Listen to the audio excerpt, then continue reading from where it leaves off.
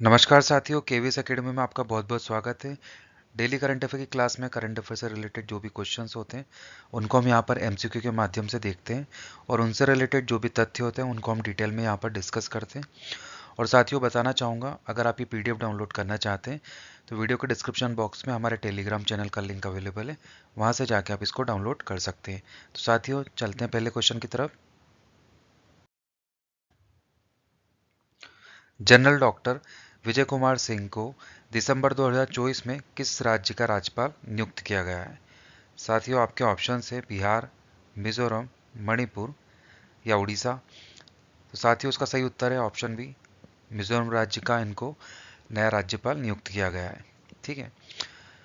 विजय कुमार सिंह 24 दिसंबर 2024 को भारत के राष्ट्रपति द्वारा मिजोरम के नए राज्यपाल के रूप में नामित किए गए हैं। आइए अगला क्वेश्चन देखते हैं साथियों। भारत में सुशासन दिवस प्रतिवर्ष कब मनाया जाता है? साथियों आपके ऑप्शन है 26 दिसंबर, 25 दिसंबर, 1 जनवरी या 2 अक्टूबर। तो इसका सही उत्तर देने का प्रयास करेंगे। भारत में सुशासन दिवस एवरी ईयर कब मनाया जाता है? ठीक है। तो साथियों इसका सही उत्तर है ऑप्शन बी, 25 दिसंबर को ये मनाया जाता है। ठीक है। आइए इसके बारे में देखते हैं। पूर्व प्रधानमंत्री अटल बिहारी वाजपेयी की जयंती के उपलक्ष्य में भारत में प्रतिवर्ष 25 दिसंबर को सुशासन दिवस मनाया जाता है। तो साथियों क्यों मनाया जाता है, आइए इसके बारे में भी चर्चा कर लेते हैं। तो इसका जो उद्देश्य होता है साथियों कि देश में पारदर्शी और जवाबदेही प्रशासन को प्रदान करने के लिए सरकार की हम बोल सकते हैं कि प्रतिबद्धता के बारे में लोगों को जागरूक करना कि गुड गवर्नेंस, ठीक है, और लोगों के कल्याण और बेहतरी के लिए क्या क्या यहाँ पे काम किए जा सकते हैं, उसी के लिए ये मनाया जाता है। ठीक है। तो इससे रिलेटेड क्वेश्चन बन सकते हैं कि 25 दिसंबर को कौन सा दिवस होता है? ठीक है, तो सुशासन दिवस होता है, बिल्कुल आप इसको याद रखिए। आगे देखते हैं साथियों, कुछ इंपॉर्टेंट डे हैं दिसंबर के, उनको हम डिस्कस करेंगे। दिसंबर में जो इंपॉर्टेंट डेज हैं उनको हम एक बार देख लेते हैं साथियों। 1 दिसंबर को विश्व एड्स दिवस, 2 दिसंबर को राष्ट्रीय प्रदूषण नियंत्रण दिवस, विश्व कंप्यूटर साक्षरता दिवस और अंतर्राष्ट्रीय गुलामी उन्मूलन दिवस। ठीक है साथियों। 3 दिसंबर को विश्व दिव्यांग दिवस, 4 दिसंबर को भारतीय नौसेना दिवस, 5 दिसंबर को अंतर्राष्ट्रीय स्वयंसेवक दिवस, 7 दिसंबर को कौन कौन से दिवस होते हैं साथियों? अंतर्राष्ट्रीय नागरिक विमानन दिवस, सशस्त्र सेना झंडा दिवस, अंतर्राष्ट्रीय चीता दिवस। ठीक है। 8 दिसंबर को बोधि दिवस होता है साथियों। 9 दिसंबर को अंतर्राष्ट्रीय भ्रष्टाचार विरोधी दिवस, 10 दिसंबर को अंतर्राष्ट्रीय मानवाधिकार दिवस, 11 दिसंबर को अंतर्राष्ट्रीय पर्वत दिवस, 12 दिसंबर को अंतर्राष्ट्रीय तटस्थता दिवस। ठीक है साथियों।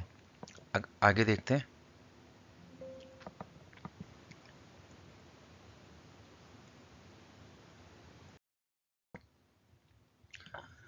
14 दिसंबर राष्ट्रीय ऊर्जा संरक्षण दिवस साथियों। 16 दिसंबर विजय दिवस, 17 दिसंबर पेंशनर दिवस, 18 दिसंबर को अल्पसंख्यक अधिकार दिवस, अरबी भाषा दिवस और अंतर्राष्ट्रीय प्रवासी दिवस। 19 दिसंबर गोवा मुक्ति दिवस साथियों। 20 दिसंबर को अंतर्राष्ट्रीय मानव एकजुटता दिवस। 21 दिसंबर विश्व ध्यान दिवस साथियों। 22 दिसंबर को राष्ट्रीय गणित दिवस। 23 दिसंबर को राष्ट्रीय किसान दिवस। और ये किनकी जयंती पर मनाया जाता है? 5वें जो प्रधानमंत्री थे चौधरी चरण सिंह, उनकी जयंती पर राष्ट्रीय किसान दिवस होता है। 24 दिसंबर राष्ट्रीय उपभोक्ता दिवस और 25 दिसंबर राष्ट्रीय सुशासन दिवस। अभी हमने क्वेश्चन पढ़ा है साथियों कि हमारे जो पूर्व प्रधानमंत्री थे अटल बिहारी वाजपेयी, उनकी जयंती के उपलक्ष्य में राष्ट्रीय सुशासन दिवस मनाया जाता है। ठीक है साथियों।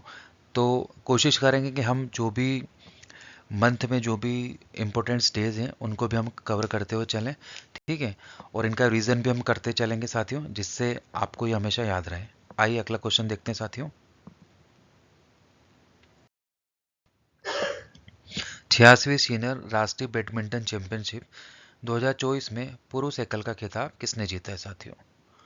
ठीक है साथियों। आपके ऑप्शंस हैं मिथुन मंजूनाथ, एम रघु, संस्कार सारस्वत या आयुष अग्रवाल। तो साथियों इसका सही उत्तर देने का आप कोशिश करें कमेंट सेक्शन में।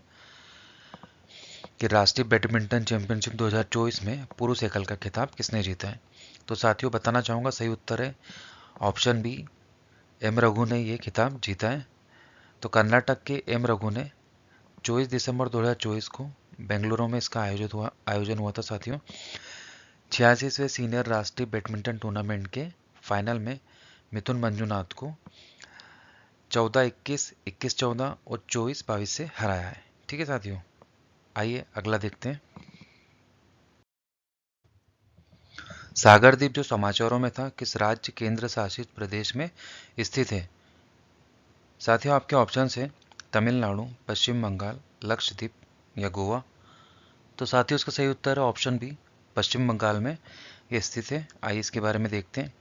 सागर द्वीप हर साल जनवरी में प्रतिष्ठित गंगा सागर मेले का आयोजन करता है और जलवायु परिवर्तन से प्रभावित होता है। ठीक है, और ये कहाँ पे स्थित है साथियों, पश्चिम बंगाल में। इस द्वीप को गंगा सागर या सागर द्वीप के नाम से भी जाना जाता है। ठीक है, ये बिल्कुल याद रखिएगा। यह बंगाल की खाड़ी के महाद्वीपीय शेल्फ पर गंगा डेल्टा में स्थित है।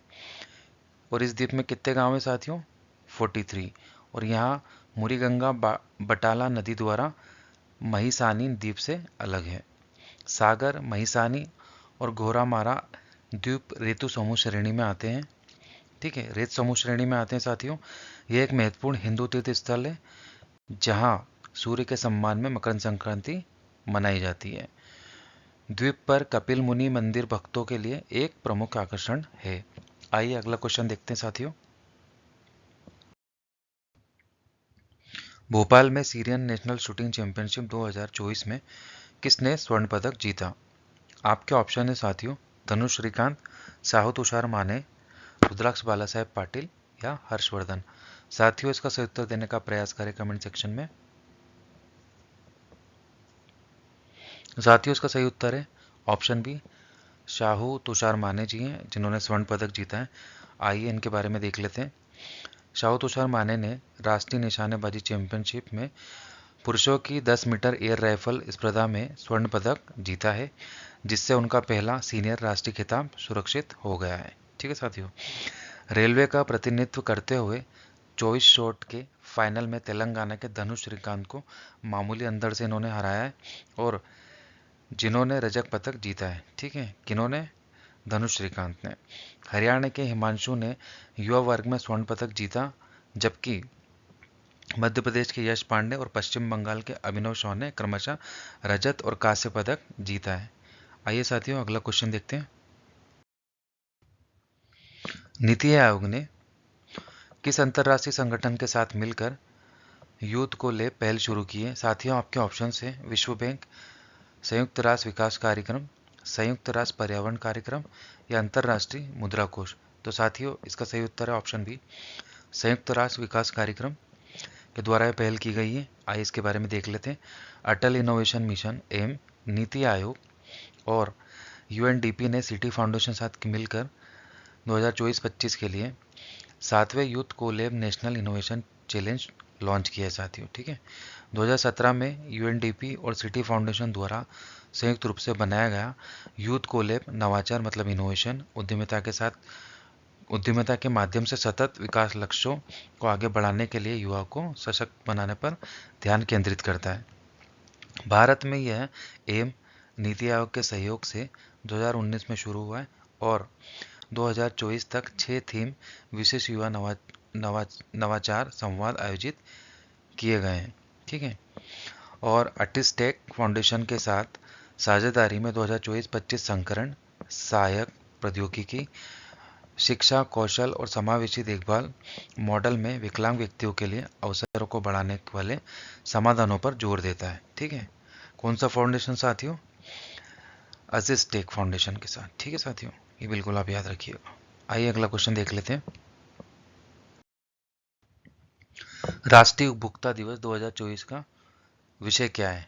साथियों आपके ऑप्शन है स्वच्छ ऊर्जा संक्रमण के माध्यम से उपभोक्ता का सशक्त बनाना, ई कॉमर्स के युग में उपभोक्ता संरक्षण, निष्पक्ष डिजिटल वित्त या आभासी सुनवाई और उपभोक्ता न्याय तक डिजिटल पहुंच। तो साथियों इसका सही उत्तर है ऑप्शन डी, आभासी सुनवाई और उपभोक्ता न्याय तक डिजिटल पहुंच। आइए देखते हैं इसके बारे में। तो भारत में उपभोक्ता आंदोलन के महत्व को चिन्हित करने के लिए 24 दिसंबर को हम क्या करते हैं, राष्ट्रीय उपभोक्ता दिवस मनाते हैं। यह दिन उपभोक्ता संरक्षण अधिनियम 1986 के अधिनियम की याद दिलाता है, जो उपभोक्ताओं को अनुचित व्यवहार और शोषण से बचाता है। ठीक है साथियों, प्रत्येक वर्ष उपभोक्ता दिवस उभरते बाजार में चुनौतियों का समाधान करने वाले विशेष विषयों पर केंद्रित होता है। 2024 में साथियों नई दिल्ली में वर्चुअल सुनवाई और उपभोक्ता न्याय तक डिजिटल पहुंच थीम के साथ इसको मनाया गया है। ठीक है, यह थीम उपभोक्ता संरक्षण अधिनियम 2019 के साथ संरेखित है साथियों, जिसमें शिकायतों की ई फाइलिंग और उपभोक्ता शिकायत निवारण के लिए डिजिटल प्लेटफॉर्म सहित त्वरित लागत प्रभावी न्याय के साथ डिजिटल टूल पर जोर दिया गया। तो साथियों यहाँ पे क्या हमने एक डिजिटल टूल प्रोवाइड किया है कस्टमर्स को, कंज्यूमर्स को। ठीक है, तो उसमें क्या होता है कि हम वहाँ पे जाके ई फाइलिंग कर सकते हैं, उपभोक्ता की जो शिकायत है उसको हम त्वरित मतलब तुरंत उसको हम रिजॉल्व कर सकते हैं डिजिटल प्लेटफॉर्म को यूज़ करके। इससे पहले क्या होता था साथियों, राष्ट्रीय उपभोक्ता से रिलेटेड हमको कुछ प्रॉब्लम है तो हमको क्या करना होता था, ऑफलाइन जाके कंप्लेंट करना पड़ती थी, उसमें टाइम लगता था, ऑफिस के चक्कर लगाने पड़ते थे। बट ये डिजिटल है तो उसके कारण क्या होता है कि जो चीज़ बहुत देर से होती थी उसका जो सॉल्यूशन है वो हमें बहुत जल्दी मिलता है, ना ही हमें ऑफिस के चक्कर लगाने पड़ते हैं। ठीक है, और तुरंत हमें इसका प्रॉम्प्ट रिप्लाई हमें मिलता है। साथियों अगला क्वेश्चन देखते हैं। अमेरिका के नवनिर्वाचित राष्ट्रपति डोनाल्ड ट्रंप ने किस भारतवंशी को व्हाइट हाउस की नीति का वरिष्ठ सलाहकार नियुक्त किया है? ऑप्शन है साथियों, जय भट्टाचार्य, तुलसी गॉबर्ट, श्री राम कृष्णन या हरमित डिल्लो। तो साथियों इसका सही उत्तर है ऑप्शन सी, श्री राम कृष्णन। आइए अगला क्वेश्चन देख लेते हैं।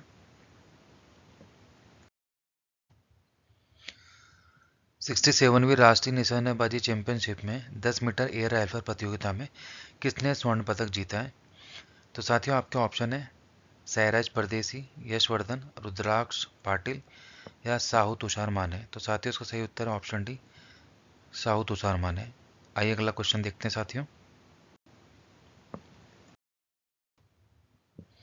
आईसीसी पुरुष चैंपियन ट्रॉफी 2025 की मेजबानी कौन सा देश कर रहा है? ठीक है, तो साथियों आपके जो ऑप्शंस हैं भारत, ऑस्ट्रेलिया, पाकिस्तान या इंग्लैंड। साथियों क्रिकेट से रिलेटेड क्वेश्चन है तो आशा करता हूँ कि आप सभी को इसका उत्तर पता होगा, तो कमेंट सेक्शन में जरूर इसका आंसर दें। तो साथियों सही उत्तर है पाकिस्तान। इस साल आईसीसी पुरुष चैंपियन ट्रॉफी की मेजबानी कर रहा है। ठीक है, आइए इसके बारे में देख लेते हैं साथियों। क्रिकेट में आईसीसी पुरुष चैंपियन ट्रॉफी 2025 का जो ड्यूरेशन है साथियों वो 19 फरवरी से 9 मार्च तक रहेगा। ठीक है, और पाकिस्तान 1996 के बाद से पहला अपना वैश्विक क्रिकेट टूर्नामेंट की मेजबानी करेगा, जिसमें तटस्थ स्थल के रूप में संयुक्त अरब अमीरात भी शामिल होगा। जैसा कि आप सभी को पता है साथियों कि इंडियन टीम पाकिस्तान में टूर्नामेंट खेलने नहीं जा रही है, तो हमारे जो मैचेस होंगे वो यूएई में होंगे। ठीक है, तो साथियों इसका सही उत्तर पाकिस्तान है। तो आइए एक बार पाकिस्तान के बारे में भी देख लेते हैं। पाकिस्तान शब्द का जन्म सन 1933 में कैम्ब्रिज विश्वविद्यालय के छात्र चौधरी रहमत अली के द्वारा हुई। ठीक है, ये बिल्कुल याद रखिए।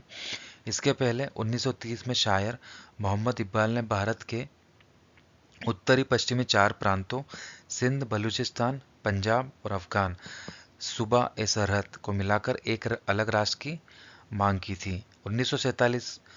1947 अगस्त में भारत के विभाजन के फलस्वरूप पाकिस्तान का जन्म हुआ है। ठीक है साथियों, पाकिस्तान की राजधानी इस्लामाबाद। राष्ट्रपति आरिफ अलवी के 13वें राष्ट्रपति यहाँ के। मुद्रा पाकिस्तानी और रुपया वहाँ पे चलता है साथियों। और अभी जो करंट प्रधानमंत्री वहाँ के वो शहबाज शरीफ हैं साथियों। इनमें से कोई भी क्वेश्चंस बन सकता है, बिल्कुल आपको याद होना चाहिए इस कंट्री के बारे में। आइए अगला क्वेश्चन देख लेते हैं साथियों। एशियाई रोल बॉल चैंपियनशिप का आयोजन कहाँ किया जा रहा है? साथियों आपके ऑप्शन उत्तर प्रदेश, राजस्थान, गोवा या तमिलनाडु। तो साथियों इसका सही उत्तर ऑप्शन सी, गोवा में इसका आयोजन किया जा रहा है। आइए अगला क्वेश्चन देखते हैं साथियों। किस दिग्गज फिल्म निर्माता का 90 वर्ष की आयु में निधन हो गया है? साथियों माफ़ी चाहूँगा, निर्माता नहीं थे, निर्देशक और स्क्रीन राइटर, और इन्होंने बहुत सारी डॉक्यूमेंट्री बनाई है। ठीक है, बहुत फेमस है ये। आपके ऑप्शंस हैं श्याम बेनेगल, अमजद खान, अमोल पालेकर या अमरिंदर गिल। तो साथियों, इसका सही उत्तर है ऑप्शन है श्याम बेनेगल। ठीक है साथियों, इनका भी हाल ही में निधन हो गया है। तो बताना चाहूँगा, इनने बहुत सारी फेमस मूवी है जो डायरेक्ट की हैं। मंथन मूवी है, बहुत पुरानी मूवी है। अंकुर, जुबेदा, और उनकी जो रिसेंट मूवी थी उसका नाम था Mujib, the making of the nation. Mujib वही पर्सन है जो बांग्लादेश के फादर ऑफ नेशन है। तो उनसे रिलेटेड इन्होंने एक मूवी अभी बनाई थी, और ये अभी हाल ही में रिलीज़ हुई है। ठीक है साथियों, तो बड़े फेमस ये निर्देशक थे जिनका अभी अभी निधन हुआ है। तो साथियों, आज का लेक्चर यहीं ख़त्म होता है। आज की क्लास आपको कैसी लगी, बिल्कुल आप कमेंट सेक्शन में मुझे बताएं। अगर आपको वीडियो अच्छा लगता है तो बिल्कुल आप इसको लाइक करें, हमारे चैनल को सब्सक्राइब करें। कल फिर मिलते हैं डेली करंट अफेयर की क्लास में। तब तक के लिए बाय।